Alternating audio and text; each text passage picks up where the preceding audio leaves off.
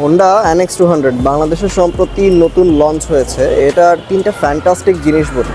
প্রথমত এটার wait distribution খুবই ভালো। এটা এক হাত দিয়ে পুরোটা বাইক নড়ানো যায়, এত পাতলা লাগে। কিন্তু এটার ওজন কিন্তু 148 কেজি। দেন আবার এই গার্ডগুলা, দেন এই শ্যাডেল ব্যাগ ক্যারিয়ার, দেন হলো এই যে এই সামনে বাম্পারটা, এগুলোর জন্য এটা একটা এক্সট্রা ওজন কিন্তু অ্যাড হয়। আর আরেকটা জিনিস হলো এটার ইঞ্জিন রিফাইনমেন্ট। এটার ইঞ্জিন এত রিফাইন্ড, এত স্মুথ। আর তৃতীয় জিনিসটা হলো এটার ক্লাচ ফিল।